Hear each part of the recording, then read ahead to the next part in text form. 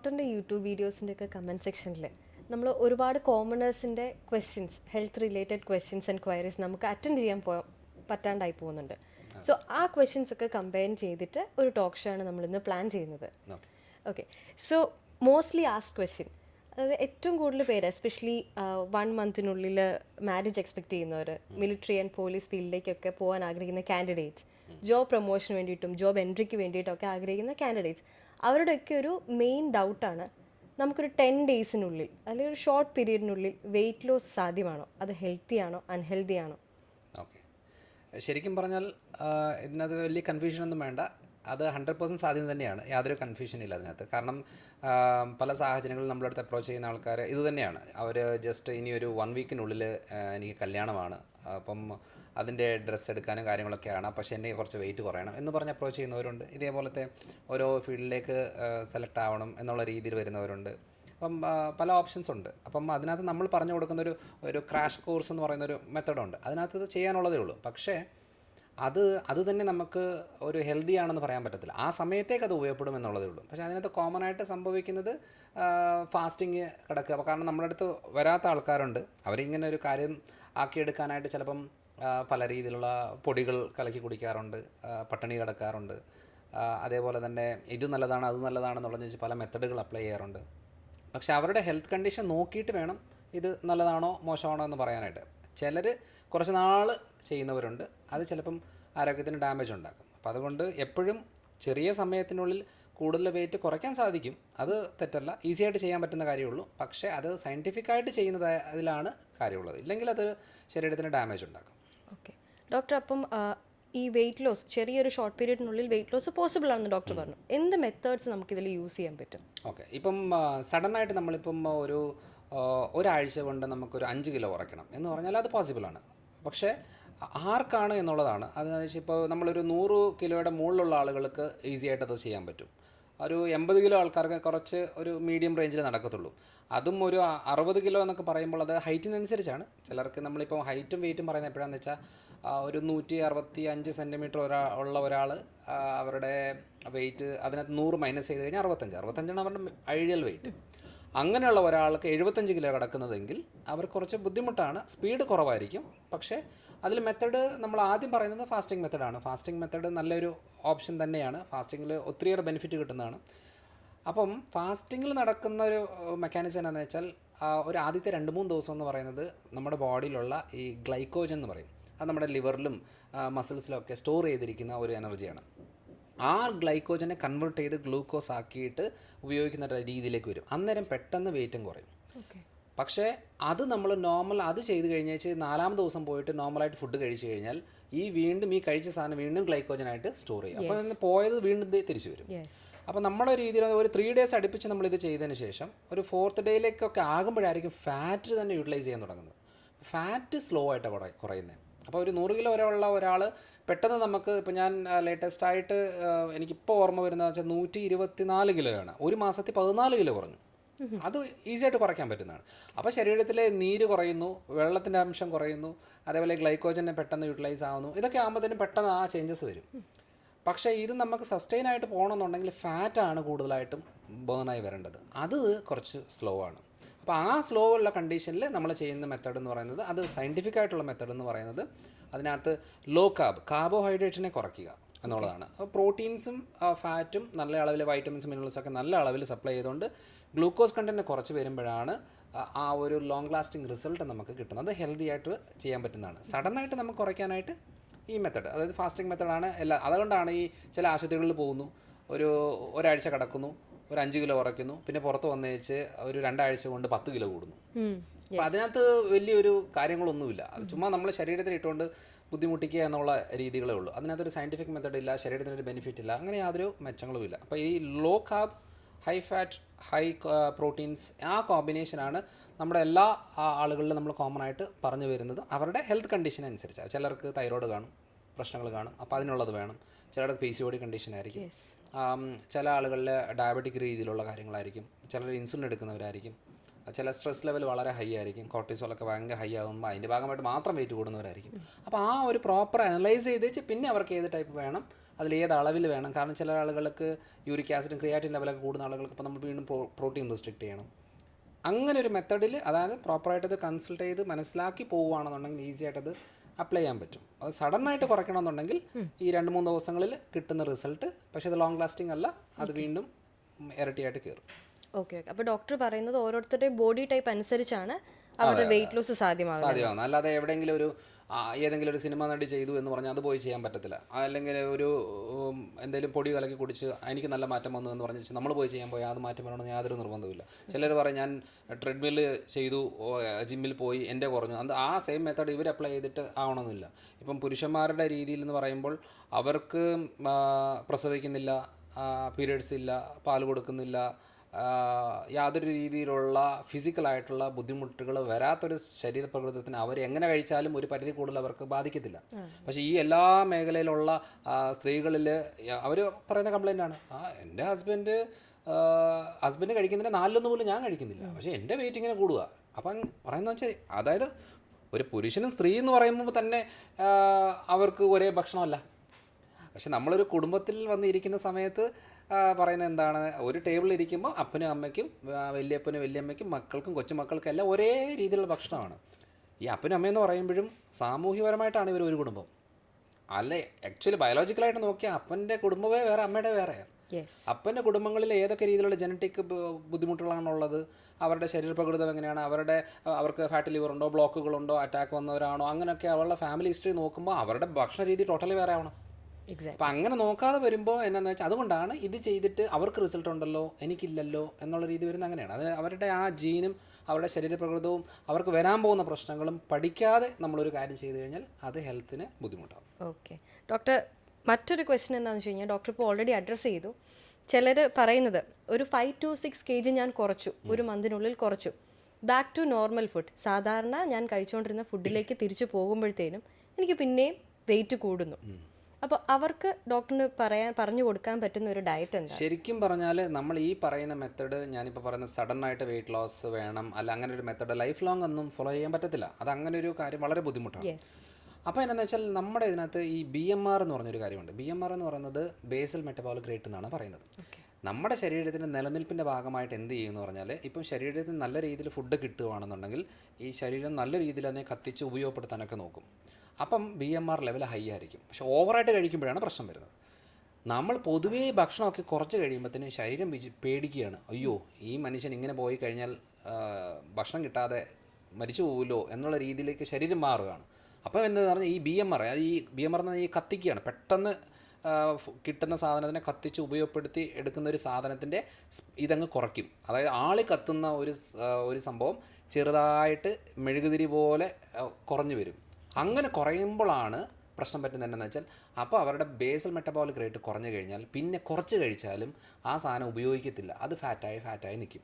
അപ്പം ശരിക്കും പറഞ്ഞാൽ മനസ്സിലാക്കേണ്ട ഒരു കാര്യം, കാലറി ഒന്നും അല്ല വെയിറ്റ് കൂട്ടുന്നതും കുറയ്ക്കുന്നതും ഒക്കെ. ചില ആൾക്കാർ പറയാറില്ലേ, അതുകൊണ്ടാണ് ചില ആൾക്കാരെ കാണുമ്പോൾ നമുക്ക് തോന്നാറില്ലേ, ചേട്ടാ എന്നാ കഴിപ്പാണ് കഴിക്കുന്നത്, 3-4 നേരം ഭയങ്കരമായിട്ടും കഴിക്കും, കൂന കൂട്ടി ചോറ് കഴിക്കുന്നവരുണ്ട്, കുറേ മധുരം കഴിക്കുന്നവരുണ്ട്, കുറേ ബേക്കറി സാധനം കഴിക്കുന്നുണ്ട്. അവരൊക്കെ മെലിഞ്ഞിരിക്കും, വണ്ണം കുറഞ്ഞിരിക്കും, അവർക്ക് വയറും ഇല്ല, വണ്ണവും ഇല്ല, ഒന്നുമില്ല. അന്ന് അതൊന്നും കഴിക്കാത്ത ഒരാൾക്ക് ചിലപ്പം ഇതിനെക്കാട്ടിലും ഇരട്ടി വണ്ണവും പ്രശ്നമായിരിക്കും. അപ്പം ഭക്ഷണമല്ല ഈ വണ്ണം കൂട്ടുന്നു കുറയ്ക്കുന്നത്. നമ്മുടെ ശരീരത്തിലെ BMR എന്ന് പറയുന്ന ഈ പറയുന്ന ബേസൽ മെറ്റബോളിക് റേറ്റാണ്. ഈ പറയുന്ന എനർജി എത്ര പെട്ടെന്ന് ഒരു ഭക്ഷണം കഴിച്ചാൽ എത്ര പെട്ടെന്ന് അതിനെ യൂട്ടിലൈസ് ചെയ്ത് ഉപയോഗിച്ച് പുറത്തേക്ക് കളയുന്ന ഒരു സ്പീഡുണ്ട്. ആ സ്പീഡിനെയാണ് നമ്മൾ BMR എന്ന് പറയുന്നത്. ഈ BMR ആണ് ആക്ച്വലി നമ്മൾ ഇതാക്കണം, അല്ലാതെ ഭക്ഷണമല്ല ഒരു ശരീരത്തിനെ കൂട്ടുന്നതും കുറയ്ക്കുന്നതും ഒക്കെ. അപ്പോൾ അതുകൊണ്ട് നമ്മൾ ഭക്ഷണം കുറയ്ക്കുമ്പോൾ BMR കുറയും, ഭക്ഷണം കൂട്ടുമ്പോൾ BMR കൂടും. പക്ഷേ ഈ ഭക്ഷണം കൂട്ടുന്നതിൻ്റെ ഭാഗമായിട്ട്, ഓവറായിട്ട് കൂട്ടുന്നതിൻ്റെ ഭാഗമായിട്ട് ഹോർമോണൽ വേരിയേഷൻ ഉണ്ടാകും, ഇൻസുലിൻ ലെവൽ കൂടും, തൈറോയിഡിൻ്റെ വേരിയേഷൻ തുടങ്ങും, ഫാറ്റ് ലിവർ തുടങ്ങും, ഫൈബ്രോയിഡുകൾ ഉണ്ടാകും. അതിൻ്റെ ഭാഗമായിട്ട് പിന്നെ വെയിറ്റ് കുറയാത്ത രീതിയിലേക്ക് വരും. അതുകൊണ്ട് കുറച്ച് നാളത്തേക്ക് നമ്മൾ ഈ ക്രാഷ് കോഴ്സ് പോലെ നമ്മളിങ്ങനെ കുറച്ച് റെസ്ട്രിക്റ്റ് ചെയ്തിട്ട് ഹൈ ഫാറ്റും ലോ കാർബൊക്കെ നോക്കിയതിന് ശേഷം പിന്നെ ലൈഫ് ലോങ് പോകുന്നത് എങ്ങനെയാണെന്ന് വെച്ചാൽ, ഇതൊന്ന് ബോഡി ഒന്ന് ഓർഡർ ആയതിനു ശേഷം പിന്നെ നമുക്ക് കുറച്ച് ചോറോ കുറച്ച് ദോശയോ ഇതൊക്കെ ചെറിയ അളവിൽ ഉൾപ്പെടുത്തി പോകുകയാണെന്നുണ്ടെങ്കിൽ യാതൊരു കുഴപ്പമില്ല. അപ്പോൾ അവരെന്ത് കഴിച്ചു എന്ന് പറഞ്ഞാൽ ഒരു പരിധി കൂടുതൽ അവരുടെ വെയിറ്റ് കൂടത്തില്ല. അതായത് ബോഡി ഓർഡർ ആക്കിയതിന് ശേഷം ഈ ഒരു മെത്തഡിലേക്ക് വരുന്നതാണ് ഏറ്റവും നല്ലത്. ചിലർക്കത് 1 month ആയിരിക്കും, ചിലർക്ക് 3 months ആയിരിക്കും, ചിലർക്ക് 6 months ആയിരിക്കും. അങ്ങനെ പലർക്കും പല രീതിയിലായിരിക്കും ബോഡി ഒന്ന് ഓർഡർ ആകാനായിട്ട് സമയം എടുക്കുന്നത്. ഡോക്ടർ, അപ്പം അവർ ഫോളോ ചെയ്യേണ്ട ഡയറ്റ് എങ്ങനെയാണ്, എന്തൊക്കെ ഫുഡാണ് അവർ ഉൾപ്പെടുത്തേണ്ടത്, എന്തൊക്കെ പച്ചക്കറികൾ, നോൺ വെജ് കഴിക്കാമോ, ചോറ് എന്തോരം കഴിക്കണം, കാർബ്സ് എന്തോരം അവർ കഴിക്കണം, ഇൻടേക്ക് ചെയ്യണം, അതിൻ്റെ ഒരു ഏകദേശം ഒരു റഫ് ഐഡിയ. നമ്മളെ സ്ഥിരമായിട്ടുള്ള വീഡിയോകളിൽ പറയുന്നൊരു കാര്യം തന്നെയാണ്, നമ്മളെ ജോൺ മൊറീൻസിൽ വരുന്ന ആൾക്കാരോട് തന്നെ നമ്മൾ ആദ്യം സ്റ്റാർട്ടിങ് തന്നെ പറയുന്നൊരു കാര്യമാണ്, ഓൾമോസ്റ്റ് ഒരു 80% ആൾക്കാർക്ക് ഈ ഒരു ഡയറ്റ് ധാരാളം മതി. ആ ഡയറ്റിൽ നമ്മൾ മെയിനായിട്ട് ഉൾപ്പെടുത്തുന്ന ഒരു കാര്യം എന്ന് വെച്ചാൽ ഇതിനകത്ത് ഗ്ലൂക്കോസ് കണ്ടൻറ്റ് മാത്രമാണ് നമ്മൾ കുറയ്ക്കാൻ പറയുന്നത്. ഗ്ലൂക്കോസ് കണ്ടൻറ്റ് എന്ന് പറയുന്നത് ശരിക്കും ഈ പറയുന്ന അരിയുടെ സാധനങ്ങൾ, ദോശ, ഇഡ്ഡലി, അപ്പം, പുട്ട്, ചോറ് സാധനങ്ങൾ, പിന്നെ കിഴങ്ങ് വർഗ്ഗങ്ങൾ, ഈ കപ്പ, ചേമ്പ്, ചേന, അതേപോലെ തന്നെ ഉരുളക്കിഴങ്ങ്, മധുരക്കിഴങ്ങ്, അങ്ങനത്തെ കാര്യങ്ങൾ. പിന്നെ ഈ പ്രത്യേകിച്ചും പഴങ്ങൾ ഭയങ്കര നല്ലതാണെന്നാണ് ചിത്രീകരിക്കുന്നത്. പക്ഷേ പല സാഹചര്യങ്ങളിലും പഴങ്ങളും ഈ പറയുന്ന കാറ്റഗറിപ്പെടുന്നതാണ്. കാരണം ഒരു ഏത്തപ്പഴം കഴിക്കുക എന്ന് പറഞ്ഞാൽ 2 ദോശ കഴിക്കുന്നതിന് തുല്യമാണ്, അതിനകത്ത് വലിയ ഡിഫറൻസ് ഒന്നുമില്ല. അപ്പം ചക്കപ്പഴം, മാങ്ങപ്പഴം, ഏത്തപ്പഴം, ഈ സപ്പോട്ട, അങ്ങനെ സാധനങ്ങളെല്ലാം മധുരമുള്ള സാധനങ്ങളെന്ന് പറയുന്നത് ഈ പറയുന്ന ചോറും ഇതും കഴിക്കുന്ന പോലെ തന്നെയാണ്. അപ്പോൾ ഈ സാധനങ്ങളുടെ അളവ് മാത്രമാണ് നമ്മൾ കുറയ്ക്കാൻ പറയുന്നത്. അപ്പോൾ ഇത്രയും കേൾക്കുമ്പോൾ ആളുകൾ വിചാരിച്ചാടാ ഇതൊക്കെയല്ലേ മനുഷ്യൻ കഴിക്കുന്നത്, ഈ ദോശ, ഇഡലിയും അപ്പം, ചപ്പാത്തിയും പൊറോട്ടയൊക്കെ അല്ലേ മനുഷ്യൻ കഴിക്കുന്നത് പൊതുവേ, ഇത് കഴിക്കാതെ എങ്ങനെയാണ് ഇതാകുന്നതെന്ന് വെച്ചാൽ. പക്ഷേ പലപ്പോഴും നമ്മൾ പറയുന്ന കാര്യം ഇതിനെക്കാട്ടിലും ഇപ്പം ഗ്ലൈസമിക് ഇൻഡെക്സ് കുറവുള്ളതും ഗ്ലൂക്കോസ് കണ്ടൻറ്റ് വളരെ കുറവുള്ള ഭക്ഷണങ്ങളെന്ന് പറയുന്നത് ഇപ്പം മുട്ട, അങ്ങനെ ഒരു ഭക്ഷണമാണ്. അപ്പോൾ അതിനകത്ത് നമുക്ക് ഷുഗർ ലെവൽ കൂടത്തില്ല, അതേപോലെ തന്നെ ഫാറ്റ് ഉണ്ടാകത്തില്ല, പല കാര്യങ്ങൾ വരും. അപ്പം മുട്ട നല്ലൊരു ഓപ്ഷനാണ്. ഇപ്പോൾ രാവിലെ ബ്രേക്ക്ഫാസ്റ്റിന് മുട്ട, അതേപോലെ നട്ട്സ് കമ്പാരിറ്റീവ്ലി ബെറ്ററാണ്. അതേപോലെ തന്നെ ഈ ഇറച്ചി, മീൻ, ഇതിനകത്തൊന്നും ഗ്ലൂക്കോസ് കണ്ടൻറ്റൊക്കെ വളരെ കുറവാണ്. പിന്നെ വെജിറ്റബിൾസ് ഏറ്റവും നല്ലൊരു ഓപ്ഷനാണ്. വെജിറ്റബിൾസ് ഉദ്ദേശിക്കുന്നത് ഈ പറയുന്ന ഉരുളക്കിഴങ്ങോ കാര്യങ്ങളൊന്നുമല്ല, എന്നാലും ഈ കിഴങ്ങ് വർഗ്ഗങ്ങൾ അല്ലെങ്കിൽ റൂട്ട്സിനകത്ത് കമ്പാരിറ്റീവ്ലി ബെറ്റർ എന്ന് പറയുന്നത് ഈ ക്യാരറ്റും ബീട്രൂട്ടും ഒക്കെയാണ്. പക്ഷേ ഈ പറയുന്ന നമ്മുടെ ഈ പയർ, ബീൻസ്, പാവയ്ക്ക, കോവയ്ക്ക, വെണ്ടയ്ക്ക, വഴുതനങ്ങ, അങ്ങനത്തെ സാധനങ്ങളെല്ലാം വെജിറ്റബിൾ ഇടത്തിൽപ്പെടുന്നതാണ്. ഇതിനകത്തൊന്നും ഗ്ലൂക്കോസ് ലെവലൊന്നും സ്പൈക്ക് ആവത്തില്ല. അപ്പം ഏറ്റവും സേഫായിട്ട് ബോഡിയുടെ നീർക്കെട്ട് കുറയ്ക്കാനായിട്ട്, ഇൻസുലിൻ ലെവൽ കുറയ്ക്കാനായിട്ട്, ബോഡി ഒന്ന് ഓർഡർ ആക്കാനായിട്ട് ഈ ഒരു ഡയറ്റ് പാറ്റേൺ ഏറ്റവും നല്ലത്. ഇപ്പോൾ ഉച്ചയ്ക്കാണെന്നുണ്ടെങ്കിൽ ഇപ്പോൾ മീൻ ഒരു മെയിൻ ഫുഡായിട്ട് എടുത്ത് വെച്ച് അതിൻ്റെ കൂടെ അവിയലോ തോരനോ അല്ലെങ്കിൽ ഉപ്പേരി, മെഴുക്കുവരട്ടി ഐറ്റംസോ അങ്ങനെ ഉൾപ്പെടുത്തിക്കൊണ്ടാണ് ചെയ്യുന്നതെങ്കിൽ അവർക്ക് വയറും നിറയും, അവർക്ക് ഷുഗർ ലെവൽ കൂടത്തുമില്ല. അപ്പം ബോഡിക്ക് വെയിറ്റ് ലോസിന് ഏറ്റവും നല്ലൊരു മെത്തഡാണ്. ഇപ്പം ബീഫ് കഴിക്കാം, പോർക്ക് കഴിക്കാം, മട്ടൺ കഴിക്കാം. അപ്പം ഈ റെഡ് മീറ്റ്സ് ഒക്കെ ആണെന്നുണ്ടെങ്കിലും ഇത് ആ കുക്കിംഗ് മെത്തഡ് ഒന്ന് ക്ലിയർ ആക്കിയാൽ മതി. കൂടുതലും ഈ പറയുന്ന അധികം ഡ്രൈയും ഫ്രൈയും ആകാത്ത രീതിയിൽ നോക്കുകയാണെന്നുണ്ടെങ്കിൽ അത് ഏറ്റവും ബെറ്ററാണ്. അപ്പോൾ നമ്മൾ പല ആളുകളും പറയുകയാണ് നിങ്ങൾക്ക് ഷുഗർ കുറയണം, ഈസി ആയിട്ട് വൈകുന്നേരം 1 കപ്പ് ബീഫ്, അത് കഴിഞ്ഞ് കുറച്ച് വെജിറ്റബിൾ സാലഡ്സ്, ഈ കോമ്പിനേഷൻ തന്നെ ധാരാളം മതി. പക്ഷേ ആളുകൾക്ക് ഇത് ഉൾക്കൊള്ളാൻ ഭയങ്കര ബുദ്ധിമുട്ടാണ്. അപ്പം മുട്ടയുടെ കാര്യം പറയുമ്പോൾ അയ്യോ കൊളസ്ട്രോൾ അല്ലേ എന്ന് പറഞ്ഞ് പേടിക്കുന്ന ആൾക്കാരുണ്ട്. ഇത് ഏതോ കാലത്ത് നടന്ന കാര്യങ്ങളാണ്, ഇത് ഇപ്പോഴും ആളുകൾ അത്. പക്ഷേ എന്നാലും ഒരു 50 വയസ്സിന് മുകളിലോട്ടുള്ളവർക്ക് മാത്രമേ നമ്മൾ ബുദ്ധിമുട്ടുള്ളൂ ഇതൊന്ന് പറഞ്ഞ് മനസ്സിലാക്കാൻ. കാരണം അന്നാണ് ഇത് തലയിൽ കയറിയിരിക്കുന്നത്. ഇപ്പോഴത്തെ ആൾക്കാർക്ക് അത് കുഴപ്പമില്ല. ഇപ്പോൾ എല്ലാവരും ഒരു ദിവസം തന്നെ 2-3 മുട്ട കഴിക്കുന്നവരുണ്ട്. പക്ഷേ അവർ ഈ പറയുന്ന മറ്റ് സാധനങ്ങൾ ഒഴിവാക്കിക്കൊണ്ട് ഈ പറയുന്ന മധുര സാധനങ്ങളും ബേക്കറി സാധനങ്ങളും അരിയാഹാരവും എല്ലാം കഴിച്ചതിന് ശേഷം അതിൻ്റെ കൂടെ മുട്ടയും കൂടെ കയറുമ്പോൾ അത് കൊളസ്ട്രോളും കൂട്ടുകയും വെയിറ്റും കൂട്ടുകയും പലതരം ബുദ്ധിമുട്ടുണ്ടാക്കും. അപ്പോൾ ഈ ഒരു മെത്തഡിലാണ് നമ്മളിത് പോകേണ്ടത്. അതിനൊരു ഡയറ്റ് ചാർട്ടറായിട്ട് തന്നെ ഉണ്ട്. അപ്പോൾ നമ്മുടെ വെബ്സൈറ്റ് ഉണ്ട്, drmanojjohnson.com എന്ന് പറഞ്ഞ വെബ്സൈറ്റ് ഉണ്ട്. അതിൽ ഡയറ്റ് ചാർട്ട് എന്ന് പറഞ്ഞൊരു ഏരിയ തന്നെയുണ്ട്. അതിനകത്ത് പലതരം ഡയറ്റുകളുണ്ട്. അതിനകത്ത് ഡീടോക്സ് ഡയറ്റ് എന്ന് പറയുന്ന ഡയറ്റാണ് ഞാനിപ്പോൾ പറഞ്ഞ സാധനം. അത് ആർക്ക് വേണമെങ്കിലും ഫ്രീ ആയിട്ട് അത് ഡൗൺലോഡ് ചെയ്തിട്ട് ചെയ്യാനുള്ളതേ ഉള്ളൂ. പക്ഷേ ചില ആൾക്കാർ ചെയ്യരുത്. അവർ ഈ പറയുന്ന കിഡ്നി റിലേറ്റഡ് ആയിട്ടുള്ള പ്രോബ്ലംസ് ഉള്ളവർ, അപ്പോൾ അവർക്ക് പ്രോട്ടീനും കാര്യങ്ങളും ഒക്കെ എടുത്തു കഴിഞ്ഞാൽ ചിലപ്പം ബുദ്ധിമുട്ടുണ്ടാകാം. അതേപോലെ സിവിയർ സ്കിൻ ഇൻഫെക്ഷൻ ഉള്ള ആളുകൾ, സിവിയർ ആയിട്ടുള്ള സ്കിൻ ഇൻഫെക്ഷൻ, സിവിയർ അസിഡിറ്റി പ്രശ്നമുള്ളവർ, അൾസേഴ്സ് ഉള്ളവർ, അവരൊക്കെ ഇതൊന്ന് ശ്രദ്ധിക്കണമെന്നേ ഉള്ളൂ. ബാക്കി ഭൂരിഭാഗം ആളുകൾക്കും ചെയ്യാൻ പറ്റിയതാണ്. പക്ഷേ ഇതെല്ലാം ഒരു ഒറ്റ കാറ്റഗറിയാണ് പറയുന്നത്. ഈ ഫാറ്റി ലിവർ, തൈറോയിഡ്, വെയിറ്റ് ഗെയിന്, fibroid, PCOD, diabetes, blood vessel blockage, ഈ പറയുന്നതെല്ലാം ഒരേ കാറ്റഗറിയാണ്. അങ്ങനെയുള്ളവർക്ക് ഇത് കുറച്ച് നാൾ അടുപ്പിച്ച് ചെയ്യാൻ പറ്റുവാണെന്നുണ്ടെങ്കിൽ ഈസി ആയിട്ട്, അതുകൊണ്ടാണ് ഞങ്ങളുടെ പണി പകുതിയോളം തീരുന്നത് എന്നാന്ന് വെച്ചാൽ ഈ ഒരു ഡയറ്റ് അവർ ചെയ്യുന്നത് കൊണ്ടാണ്. അല്ലാതെ ഒരു മരുന്ന് കൊടുക്കുന്നുണ്ടോ ഒരു സപ്ലിമെൻറ്റ് കൊടുക്കുന്നുണ്ടോ മാത്രമല്ല, അതതിനെ നമ്മുടെ ബോഡി റിപ്പയർ ചെയ്യാൻ ഹെൽപ്പ് ചെയ്യും എന്നുള്ളതേ ഉള്ളൂ. പക്ഷേ മേജറായിട്ടുള്ള കാര്യം എന്ന് പറഞ്ഞാൽ ഒരു വിതിൻ 1 വീക്കിനുള്ളിൽ തന്നെ നമ്മുടെ ബോഡി ജോയിൻറ്റ് പെയിൻസ് കുറയും, ഇൻഫ്ലമേഷൻ, നീർക്കെട്ട് വേദനകൾ കുറയും, ക്ഷീണം കുറയും, തലകറക്കം കുറയും, അസിഡിറ്റി പ്രശ്നങ്ങൾ, ഗ്യാസിൻ്റെ ബുദ്ധിമുട്ടുകൾ കുറയും. ഗ്യാസിനൊക്കെ വളരെ ഈസി ആയിട്ട് ട്രീറ്റ് ചെയ്യാൻ പറ്റുന്നൊരു കാര്യമാണ്. അപ്പോൾ അത് ട്രീറ്റ് ചെയ്തതിന് ശേഷം നമ്മളൊരു നോർമൽ ഡയറ്റിലേക്ക് വന്ന് ചെറിയ ചെറിയ അളവിലെല്ലാം ഉൾപ്പെടുത്തി പോവുകയാണെങ്കിൽ വലിയ കുഴപ്പമില്ല. ഓക്കെ, ഡോക്ടർ ഇപ്പോൾ പറഞ്ഞത് ശരിക്കും ഒരു ഐ ഓപ്പണർ ആയിരുന്നു. കാരണം ഞങ്ങളെപ്പോലുള്ള കോമണേഴ്സ് ഒക്കെ വിചാരിച്ചുകൊണ്ടിരുന്നത് ഫ്രൂട്ട്സ് കഴിച്ചു കഴിഞ്ഞ് കഴിഞ്ഞാൽ നമുക്ക് ബോഡി ഭയങ്കരമായിട്ട് ചേഞ്ച് ആവും, നമ്മൾ മെലിയും, വെയിറ്റ് ലോസ് ഉണ്ടാവും എന്നൊക്കെയാണ്. പക്ഷേ ശരിക്കും ഫ്രൂട്ട്സിന് പകരം നമ്മൾ വെജിറ്റബിൾസിനാണ് കുറച്ചുകൂടി മുൻഗണന കൊടുക്കേണ്ടത്. വെജിറ്റബിൾസും ഒപ്പം അതേപോലെ തന്നെ നോൺ വെജിറ്റബിൾസും. അതെ അതെ, ഈ നോൺ വെജ് എന്ന് ഉദ്ദേശിക്കുന്നത് ഓൾമോസ്റ്റ് സീറോയിലാണ് ഗ്ലൂക്കോസ് കണ്ടന്റ് കിടക്കുന്നത്. വെജിറ്റബിൾസിലും അങ്ങനെയാണ്, പക്ഷേ ഫ്രൂട്ട്സിലൊക്കെ ഒരു എബവ് 50% ഗ്ലൂക്കോസ് കണ്ടന്റ് എല്ലാം കിടക്കുന്നത്. അപ്പോൾ അങ്ങനെ വരുമ്പോൾ അതാണ് നമ്മളിപ്പോൾ കമ്പയർ ചെയ്യുന്ന സമയത്ത് പാല്, അതേപോലെ തന്നെ പാലിൽ ഗ്ലൂക്കോസ് കണ്ടന്റ് നല്ല അളവിലുണ്ട്. അതേപോലെ നമ്മുടെ അരി, ഗോതമ്പ്, മില്ലറ്റ്സ്, ഓട്സ്, ഇതെല്ലാം ഒരു 70 ആൻഡ് എബവ് ആണ് കിടക്കുന്നത്. ഇതെല്ലാം ഈ കപ്പയും ചെയ്യുമ്പോൾ ഒക്കെ എന്ന് പറഞ്ഞാൽ ഒരു 80% കിടക്കുന്ന കാര്യമാണ്. പിന്നെ ഈ പഞ്ചസാര, ശർക്കര, കരിപ്പെട്ടി, തേന്, കൽക്കണ്ട എന്നൊക്കെ പറഞ്ഞ സാധനം 100% ആണ്. അപ്പോൾ ചില പറയല്ല, ഞാൻ പഞ്ചസാര മാറ്റി വെച്ച് ഇപ്പോൾ ശർക്കരയാണ്, അപ്പം നമ്മൾ വിസ്കി മാറ്റി വെച്ച് ബ്രാൻഡി ആക്കിയാലും ബ്രാൻഡി മാറ്റി വെച്ച് വിസ്കി ആക്കി എന്ന് പറഞ്ഞാൽ എല്ലാം കണക്കാണ്. ഇതിനകത്ത് പല കാര്യങ്ങളും അല്ലാതെ ആഡ് ആയിട്ടുണ്ട് എന്നുള്ളതേ ഉള്ളൂ. പക്ഷേ ഗ്ലൂക്കോസ് കണ്ടന്റ് സെയിം ആണ്. നമ്മുടെ മെയിൻ കൾപ്രിറ്റ് അതാണ്. അപ്പം ബോഡി റിപ്പയർ ചെയ്യണോ, ബോഡി ഓർഡർ ആക്കണോ, ആദ്യം ചെയ്യേണ്ടത് ഈ ഒരു മെത്തഡിലേക്കാണ്. അതിനകത്ത് നോൺ വെജിലും ഇല്ല, വളരെ കുറവാണ് ഗ്ലൂക്കോസ് കണ്ടന്റ്. അപ്പം എന്താ പറയുക, ബീഫായാലും എല്ലാം പേടിയാണ്. അത് കഴിച്ചാൽ പേടി, ഇത് കഴിച്ചാൽ. ഇപ്പം എത്രയോ പേര് പറയുന്നത്, എൻ്റെ വൈഫ് എനിക്ക് ബീഫ് തരത്തേയില്ല, ഉണ്ടാക്കി തരത്തില്ല, പോർക്ക് മേടിക്കത്തേയില്ല, അതിനകത്ത് ഫാറ്റാണ് അതെന്നൊക്കെ പറഞ്ഞു വെച്ച്. അപ്പം അറിയേണ്ട ഒരു കാര്യം, ഇപ്പം ഞാനാണെങ്കിലും പല സാഹചര്യങ്ങളിൽ എനിക്ക് നല്ല റിസൾട്ട് കിട്ടിയേക്കുന്ന കാര്യം എന്ന് പറയുന്നത് വെജിറ്റബിൾസും നോൺ വെജും, ഈ സാധനങ്ങളിലാണ് എനിക്ക് നല്ല റിസൾട്ട് ഉള്ളത്. ഞാനൊരു 4 ലക്ഷത്തിനടുത്ത് കൺസൾട്ടേഷൻ ചെയ്തിട്ടുണ്ട്. അപ്പോൾ ഒരു 100 പേരെ എക്സ്പെരിമെൻറ്റ് ചെയ്ത പോലല്ല, ഇത്രയും പേരെ നോക്കുമ്പോൾ നമുക്ക് നല്ല കോൺഫിഡൻറ്റാണ്. അപ്പം അയ്യോ ഡോക്ടറെ കൊളസ്ട്രോൾ കൂടുമെന്ന് ചോദിച്ചാൽ നമ്മൾ പറയാം, ഓക്കെ നമ്മളൊരു കാര്യം ചെയ്യാം, നിങ്ങൾക്ക് ഡൗട്ടുണ്ട്, നമുക്ക് ഈ ഒരു ഡയറ്റും കാര്യങ്ങൾ ചെയ്യുന്നതിന് മുമ്പ് നമ്മളൊരു എന്താ പറയുക ലിപ്പിഡ് പ്രൊഫൈൽ, ഒരു കൊളസ്ട്രോളെല്ലാം ചെക്ക് ചെയ്യുക. എന്നിട്ട് നിങ്ങൾ ഈ പരിപാടി, ചോറും സാധനങ്ങളും മധുരമൊക്കെ മാറ്റി വെച്ചിട്ട് ഡെയിലി ഒരു 2 മുട്ട കഴിക്കുക. എന്ത് ഞാൻ ഈ പറഞ്ഞ പോലെ ബീഫ് സാധനങ്ങളെല്ലാം ഉൾപ്പെടുത്തി വെജിറ്റബിളും ചേർന്നിട്ട് കഴിച്ച് നോക്ക്. എന്നിട്ട് 2 വീക്സ് കഴിഞ്ഞേച്ച് നിങ്ങൾ ഒന്നുകൂടെ ഫാസ്റ്റിങ്ങിൽ ഇതൊന്ന് ചെക്ക് ചെയ്യും. നിങ്ങൾക്ക് കൂടുന്നുണ്ടോ, നിങ്ങൾ കഴിക്കണ്ട. നിങ്ങൾക്ക് കുറയുന്നുണ്ടോ, കഴിച്ചു. ഓക്കെ. അപ്പോൾ അങ്ങനെയാണ് ഭൂരിഭാഗം ആൾക്കാരും, അയ്യോ ഡോക്ടറുടെ വീഡിയോ കണ്ടേച്ച് ഞാൻ ഇപ്പം മുട്ട കഴിക്കാൻ തുടങ്ങി, എൻ്റെ കൊളസ്ട്രോൾ കുറഞ്ഞു എന്നാണ് പറയുന്നത്. അപ്പം ഇത് എക്സ്പെരിമെൻറ്റ് പോലും ചെയ്യാൻ തയ്യാറല്ല. അപ്പോൾ ഈ പേടി കാരണമാണ് കിടക്കുന്നത്. അപ്പോൾ ഞാൻ പറയുന്നത് ധൈര്യത്തോടെ ചെയ്ത് നോക്ക്. അല്ലാതെ 2 ആഴ്ചയിലൊന്നും ആർക്കും ബ്ലോക്ക് വന്ന് അറ്റാക്ക് വന്നൊന്നും ഇതാകാൻ പോകുന്നില്ല. പക്ഷേ ചെയ്തിട്ട് ഒരു പ്രോപ്പർ ഗൈഡൻസോട് കൂടി പോവുകയാണെങ്കിൽ കുറച്ചുകൂടെ നല്ലതാണ്. അതുകൊണ്ടാണ് കൺസൾട്ട് ചെയ്തിട്ട് അവരുടെ ഹെൽത്ത് കണ്ടീഷനൊക്കെ മനസ്സിലാക്കി മുന്നോട്ട് പോകുന്നതായിരിക്കും നല്ലത്.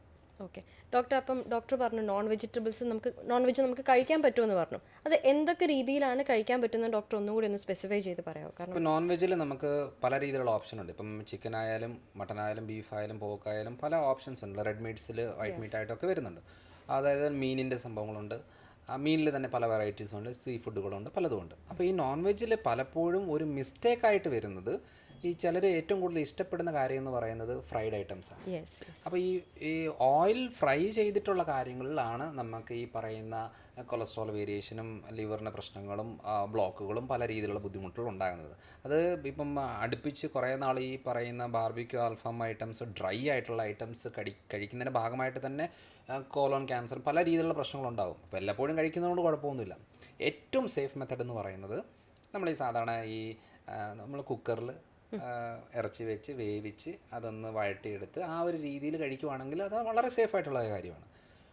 വല്ലപ്പോഴും ആഗ്രഹത്തിനനുസരിച്ച് നമ്മളൊരു ചിക്കൻ ഫ്രൈ കഴിക്കുന്നതുകൊണ്ട് യാതൊരു കുഴപ്പമില്ല. ഈ കറിയായിട്ട് ഇപ്പം ഫിഷൊക്കെ എന്ന് പറയുന്നത്, നമ്മളിപ്പം ഫിഷ് ഫ്രൈ എന്നുള്ളതിന് ഡീപ്പ് മുക്കി വറക്കുന്നതിന് പകരം തവ ഫ്രൈ കമ്പാരിറ്റീവ്ലി ബെറ്ററാണ്. ഏറ്റവും ഏറ്റവും ഹെൽത്തി ആയിട്ടുള്ള കുക്കിംഗ് മെത്തഡ് എന്ന് പറയുന്നത് ഫിഷ് മോളി എന്ന് പറയും.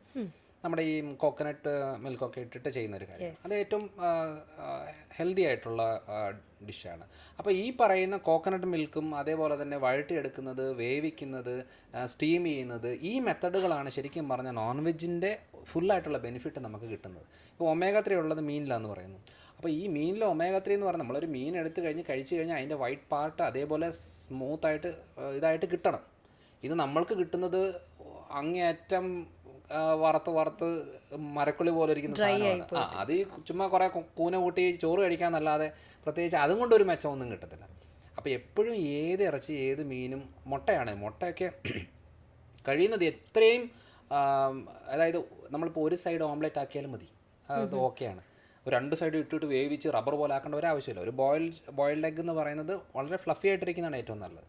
ഡീപ്പായിട്ട് അത് റഫായിട്ട് കട്ടിയായിട്ട് ഇതിനെ ദഹിപ്പിക്കാൻ തന്നെ ഇരട്ടി പണിയാണ് ബോഡിക്ക്. അപ്പോൾ എപ്പോഴും നമ്മൾ ചെയ്യുന്ന മെത്തഡിനകത്ത് ഈ ഒരു കാര്യം ഇപ്പം മുട്ട എണ്ണയിൽ മുക്കി കോരി എടുക്കണം. കാരണം ചിലർ മുട്ട പൊരിക്കുക എന്ന് പറഞ്ഞാൽ അത്രയും എണ്ണ ഇട്ടേച്ച് അതിനകത്ത് ഇതാക്കിയിട്ടാണ് ചെയ്യുന്നത്. ആ ഒരു കാര്യത്തിൽ ഒരു ചേഞ്ചസ് വരുത്തുകയാണെന്നുണ്ടെങ്കിൽ ഈ ഇറച്ചി മീനും മുട്ടയും ഒന്നും യാതൊരു കുഴപ്പമുണ്ടാക്കുന്ന സാധനമല്ല. ഇതാണ് ഞാൻ മെയിനായിട്ട് മനസ്സിലാക്കേണ്ടത്. ഓക്കെ.